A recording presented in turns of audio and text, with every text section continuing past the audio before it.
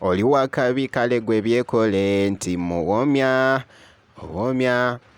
kakati no Shiba kosati ne King Saha beguddeko munangate ku one stage bagunze munangate abantu omuziki eside eno byengendo okubera nga nkuzanyira muko ate nga Coco Must Shine kosati ne Emily beguddeko munangate eside wano ate nga Zaila Baby oh my god engeri jabadde agoyingamu munangate crazy wali ku mukutu ogwa TikTok abadde live mbampita Jaminati nsinzira ku Jaminati yogi wabula kansuke nkutegeeza ekintu kimu kyokka nti kasitobeera nga tonaba kulayikinga video ogirayikinga ko sati n'okusubscribinga kasitobeera nga tonaba ntandise munanga ate n'akatambi kano akabadde kafuse munanga ate etabbu ku mukutu ogwa TikTok Shiba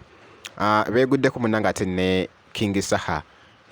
ku stage bagunza abantu omuziki muganda wange ekyabadde wali ku stage kyabadde kikambwe kansuke nkuzanyire muko embeera nga bwebadde ku stage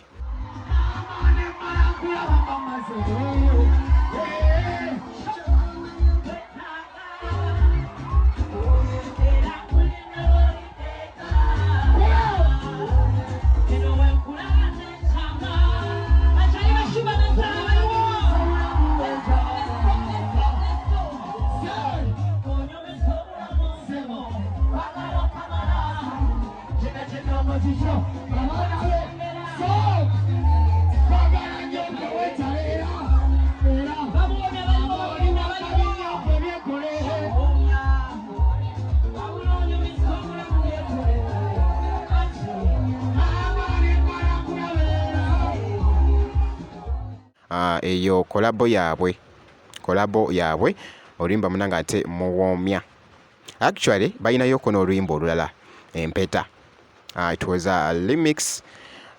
eside eyo era nga zezimu munanga ate ku nyimba ze balina King Saha kosati n'omukyala munanga ate Shiba eside eyo wabula nga nkwongeddeyoko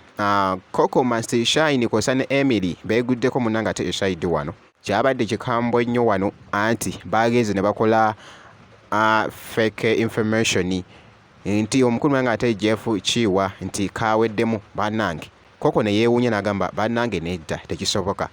yonna gye byaggweredde kosa ne Emily waliwo yangamye mbuno nfaananya ani basaze mamiri mbu nakoze kkala ya lubugo badde Jeff Chiwa afudde wamma mwe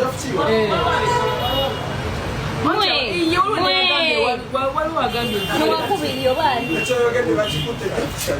mwe yabukyankalanya true banalekamba true bituufu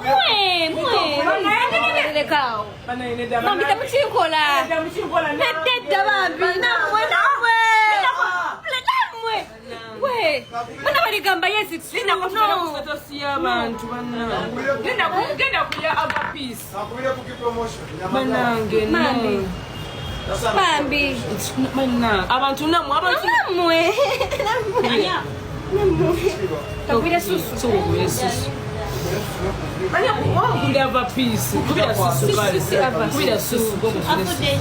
samani balimba true no alu namwe mbukidde nammwe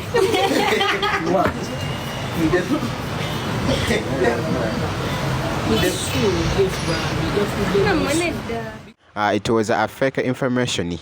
yatabudde nnyo munanga ate mwana muwala Coco Must Shine eside eyo wabula nga nkwongeddeyoko Zaila Baby yabaddeko ku mukutu ogwa TikTok yabadde live naye muganda wange sebo nako yakoleddeko munanga ate olugambo wali nasooka nantukuba munanga ate akaama byabadde bitya kansuke nkuzanyiremuko akatambi kano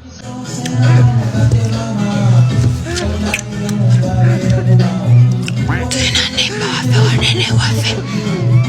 na yeye ejo bawe yamukubye mu nyumba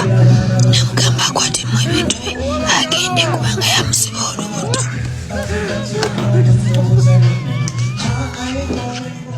ye mwana muwala munanga ate Zaila Baby bwatyo bwe yabadde munanga ate ku mukutu ogwa TikTok nga ali live actually Zaila Baby ebiseera ebisinga nti no atera nnyo okugoyinga munanga ate viral wali ku mukutu ogwa TikTok tatera givaako abeerayokko okubeera nga ate ajokinga mukko n'abawagizi be eside eyo. So kyolina okukola kusigala nga weekumidde munange ate kujja minati yogi ebisigadde byonna just bitwekere gwe kasobera nga osubscribinze